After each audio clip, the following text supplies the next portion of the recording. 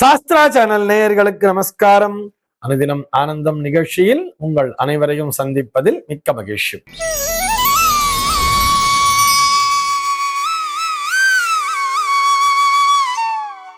இன்று 17/6/2026 இந்த நாள் குறித்து பஞ்சாங்கம் என்ன சொல்றதுன்னு பார்க்கலாம் வாங்கோ. இன்றைய தினம் பராபவ வருடம் ஆனி மாதம் 3ஆம் தேதி புதன்கிழமை. திதி பார்த்தோம்னா வளர்பிறை திருத்தியை திதி இரவு 9:39 வரைக்கும் இருக்கு.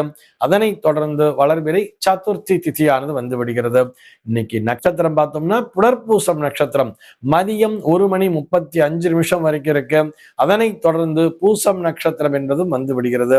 இந்த நாள் முழுவதுமே ஒரு சித்தயோகம் கூடிய நாளாக அமைந்திருக்கிறது.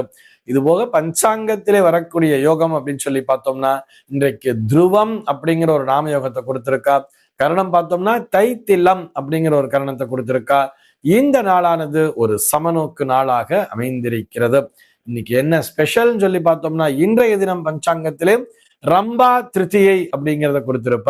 இந்த ரம்பா திருத்தியினுடைய ஸ்பெஷாலிட்டி என்னன்னு சொல்லி பார்த்தோம்னா இந்த இளம் பெண்கள், அதாவது தங்களுடைய அழகை பராமரிக்க வேண்டும் என்று நினைக்கக்கூடிய பெண்கள் இன்றைய தினத்திலே அம்பிகையை நினைத்து அந்த பிரார்த்தனைகளை செய்ய வேண்டியதும். எங்கன்னு சொல்லி பார்த்தோம்னா ரம்பான்னு சொன்னா வாழை மரத்திற்கான பெயர்.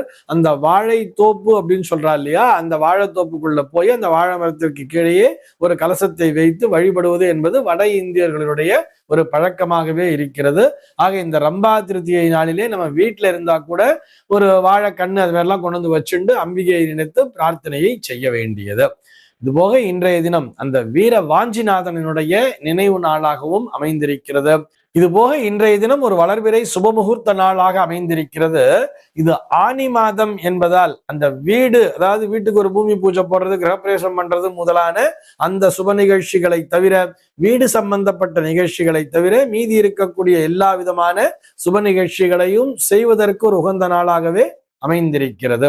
சென்னையை பொறுத்தவரை இன்றைய தினத்தினுடைய சூரிய உதயம் என்பது காலை 5:46 சூரிய அஸ்தமனம் என்பது மாலை 6:32 சந்திர உதயம் என்பது காலை 7:50 சந்திர அஸ்தமனம் என்பது இரவு 9:01 சம்பவிக்கிறது.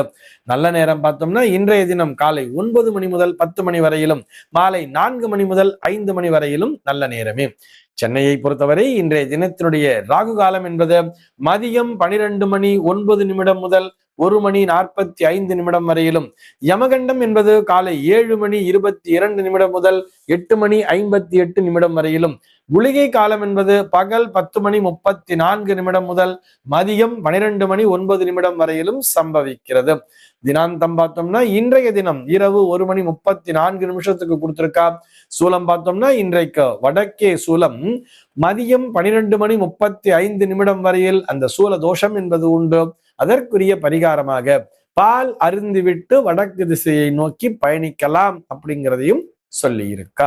இன்றைய தினத்தினுடைய ஆன்மீக தகவலாக நம்ம என்ன பார்க்க போறோம் சொல்லி பார்த்தோம்னா லதா கிருஷ்ணமூர்த்தி அப்படிங்கிற ஒரு நேயர் கேள்வி கேட்டிருக்கார். அவருடைய கேள்வி என்னன்னு சொல்லி பார்த்தோம்னா இறப்பு செய்தியை கேட்டால் உடனே குளிக்க வேண்டுமா என்பதுதான் அவருடைய கேள்வியாக அமைந்திருக்கிறது. அவர் எப்படி விரிவா கேட்டிருக்கார் சொல்லி பார்த்தோம்னா, உறவினர் இறந்த செய்தி கேட்டவுடன் யாரோ ஒருத்தர் திடீர்னு ஒரு போன் வருது, ஒருத்தர் ஒரு உறவினர், ரொம்ப நெருங்கிய உறவினர் இறந்து போயிட்டாருன்னு சொல்றான்னா அந்த செய்தியை கேட்டவுடன் ஸ்நானம் பண்ணணும்னு சொல்றாளே, பெரியவாள்லாம் சொல்லியிருக்கா. இந்த மாதிரி ஏதோ ஒரு டெத் நியூஸ் வந்ததுன்னா உடனே குளிச்சுடணும்னு சொல்லியிருக்காங்களே. எங்கோ ஒருவர் இறக்க, எங்கோ ஒருவர் இருக்கிறவர் செத்து போயிட்டார் அப்படின்னு சொன்னா இங்கிருக்கும் நமக்கு தீட்டு வந்து சேர்ந்து விடுமா என்ன? எதுக்காக இப்போ போய் குளிக்கணும்? ஏன்னா அங்க அந்த டெத்துக்கு நம்ம போய் அங்க போய் பார்த்தோம்னா அங்க தீட்டுங்கிறது வர்றது, அப்ப வீட்டுக்கு வந்தா ஸ்நானம் பண்ணணும். ஆனா செத்து போயிட்டாருன்னு கேட்டுச்சு, நம்மளால போக முடியல. இருந்தாலும் எதுக்காக இங்க இருந்துட்டு நம்ம ஸ்நானம் பண்ணணும் அப்படிங்கிறது தான் அவருடைய கேள்வியாக அமைந்திருக்கிறது. அந்த தீட்டுங்கிறது இங்க வந்துடுமா என்ன அப்படிங்கிற சந்தேகம் தான் அவருக்கு இருக்கு. அதாவது அவர் கேட்கறது உங்க பங்காளிலாம் எதுவும் கிடையாது. இப்ப பங்காளிகளா இருந்தால் 10 நாள் தீட்டுன்னு சொல்றார். ஒரு சில பேருக்கு 3 நாள் வரை தீட்டு உண்டு அப்படிங்கிற மாதிரிலாம் சொல்லியிருப்பா. ஒரு தாய் மாமா இறந்துட்டார், இல்ல அம்மாவுக்கு கூட பிறந்த தங்க இறந்துட்டா, சித்தி இறந்துட்டா அப்படின்னு சொன்னாலும் நமக்கு 3 நாள் தீட்டுங்கிறதெல்லாம் வச்சிருப்பா தெரியுமா. இந்த மாதிரி தீட்டுலாம் இல்ல. ஆனா நெருங்கிய உறவினர் தான், நண்பர் தான், ரொம்ப நல்லா பழகணுவா. அவ எங்கேயோ வெளியூர்ல இருக்கா, அவ இருக்கிறது ஒரு மும்பைல இருக்கா, நான் இருக்கிறது சென்னையில இருக்கேன், அவன் இறந்து போயிட்டான் நியூஸ் வருதுன்னா உடனே இங்க அவளுக்காக ஸ்நானம் பண்ணணுங்கிறாளே, இது உண்மைதானா, எதுக்காக பண்ணணும், தீட்டுங்கிறது வந்துருமா அப்படிங்கிறது தான் இவருடைய சந்தேகம். இந்த சந்தேகம் நம்மில் பலருக்கும் இருக்கலாம். இதுல என்ன சொல்றா அப்படின்னு சொல்லி பார்த்தோம்னா, சந்திரனைத்தான் நாம் மனோகாரகன் என்று சொல்லுவோம். நம்முடைய மனம் அப்படிங்கிறது இருக்கு இல்லையா, இந்த மனதினை கட்டுப்படுத்தக்கூடிய கிரகம் எதுன்னு சொல்லி பார்த்தோம்னா அது சந்திரன் என்பதுதான். அந்த இறப்பு செய்தியை கேட்டவுடன் நம்முடைய மனமானது துடிக்கும் அல்லவா, அந்த மனமானது தவிக்கும் அல்லவா. ஐயோ நல்லா தானே இருந்தா, நேத்து கூட போன்ல பேசினாங்களே, அவரை பத்தி பேசிட்டு இருந்தோமே, போன மாசம் கூட ஒரு கல்யாணத்துக்கு வந்திருந்தாலே, அவளை பார்த்தோமே, ரொம்ப நல்லா தானே பேசிட்டு இருந்தா, திடீர்னு போயிட்டான்னு சொல்றாளேன்னு சொன்ன உடனேயே நமக்கு என்ன ஆகும்னு பார்த்தோம்னா, நம்மையும் அறியாமல் ஒரு கலக்கம் என்பது மனதிற்குள்ளாக வந்து சேர்ந்து விடும். ஒரு சில பேருக்கு சொல்லுவா ஸ்மசான ஞானம் அப்படின்னு சொல்லுவா. அது என்ன ஸ்மசான ஞானம் சொன்னோம்னா, அந்த இறப்பு அந்த அந்த சடலத்தை சுமந்து கொண்டு அந்த இதுக்கு போவா, எங்க ஸ்மசானத்துக்கு போவா, அங்க ஸ்மசானத்துல போய் வைக்கும் பொழுது எல்லாருக்கும் ஒரு ஞானம்ங்கிறது வருமா. நேற்று வரைக்கும் என்ன ஆட்டம் ஆடின்னு இருந்தா பாத்தியா, இப்ப திடீர்னு போய் சேர்ந்துட்டானே, போகும்போது என்னத்த கையில் எடுத்துட்டு போறா, ஒன்னும் இல்ல, எவ்வளவு பெரிய கோடீஸ்வரம், ஒன்னும் இல்லாம போறானே, நமக்கும் நாளைக்கு இதே நிலைமை தானேன்னு சொல்லிட்டு அந்த எல்லாருக்குமே அந்த சுடுகாட்டுக்கு போக ஒரு ஞானங்கிறது வந்துருமா. அந்த ஞானம் வந்த உடனே எல்லாம் அந்த நேரத்தோட சரி, அதுக்கப்புறம் திரும்பி மறுநாள் ஸ்நானம் பண்ணிட்டோம்னா எல்லாம் திரும்பி பழைய குருடி கதவை திருடிங்கிற கதையா மறுபடியும் எல்லா விதமான அட்டகாசங்களையும் செய்ய ஆரம்பிச்சிடுறோம். எல்லாருக்கும் இது இயற்கை தான். அதே மாதிரிதான் அங்க பார்த்தோம்னா இந்த இறப்பு செய்தியை கேட்ட உடனே நமக்குள்ளாக ஒரு கலக்கம்ங்கிறது வரும். நாளைக்கு நமக்கும் இதே நிலைமை தானேன்னு நினைச்சிட்டு வருத்தப்படுவோம் தெரியுமா. அந்த வருத்தம் செல்ல வேண்டும் என்று சொன்னால், நம்மை விட்டு அந்த துக்கம் அகல வேண்டும் என்று சொன்னால், இதை தீட்டு என்று எடுத்துக்கொள்வதை விட துக்கம் என்று எடுத்துக்கொள்ளலாம்.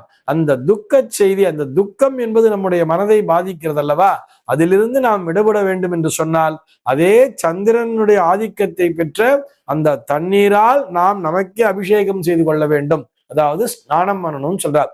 அப்படி ஸ்நானம் பண்ணிட்டோம்னு சொன்னா, தலைக்கு ஸ்நானம் பண்ணும் பொழுது தலையில் அந்த நீரை எடுத்து ஊற்றி கொள்ளும் பொழுது, அதுவும் குளிர்ந்த நீர் தான், பச்சை தண்ணீர் தான், வெந்நீர்ல ஸ்நானம் பண்ணக்கூடாது. அந்த குளிர்ந்த நீரை எடுத்து ஊற்றி கொள்ளும் பொழுது, அந்த பச்சை தண்ணீர்ல ஸ்நானம் பண்ணும் பொழுது நம்மை விட்டு அந்த துக்கமானது அகன்று விடுகிறது. துக்கம் அகன்றுனா மொத்தமா போயிட போறது இல்ல, ஐயோ பாவம் அப்படின்னு நினைச்சுக்கிறோம் இல்லையா. இருந்தாலும் அதை நம்மை பாதிக்காத வண்ணம், நம்மை பாதிக்கும் சொன்னா நம்முடைய மனதளவிலே நாம் சற்று வலிமை பெற வேண்டும் என்று சொன்னால் அதுல போய் ஸ்நானம் பண்ணிடணும்னு சொல்றார். இது இந்த துக்கத்துக்கு மட்டுமில்ல, துக்க செய்தி மட்டுமல்ல, எதையோ ஒண்ணு மேய்ச்சிட்டு வந்துட்டோம், ஏதோ ஒரு மனக்கலக்கமா இருக்கு அப்படின்னு சொன்னா, ஒரு டயர்டா ஃபீல் பண்ண கூட என்ன சொல்லுவா, இல்ல நான் போய் குளிச்சுட்டு வந்துடுறேன், குளிச்சுட்டு வந்தா ஒரு ஃப்ரெஷ் ஆயிடுவோம்னு சொல்லுவோம் தெரியுமா. அந்த ஃப்ரெஷ்னஸ் அப்படிங்கிறத தருவதுதான் அந்த நீர் என்பது.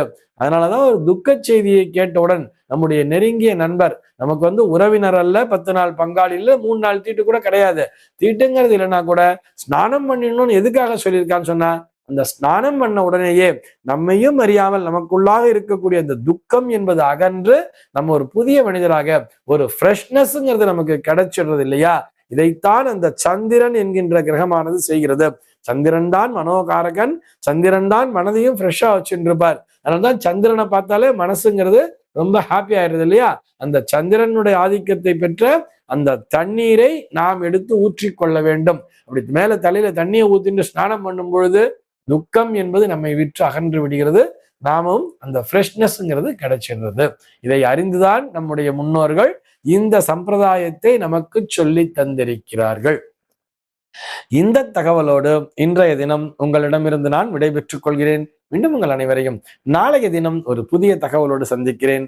அன்பர்கள் அனைவருக்கும் அனுதினமும் ஆனந்தமாய் அமைய பிரார்த்திக்கிறேன்.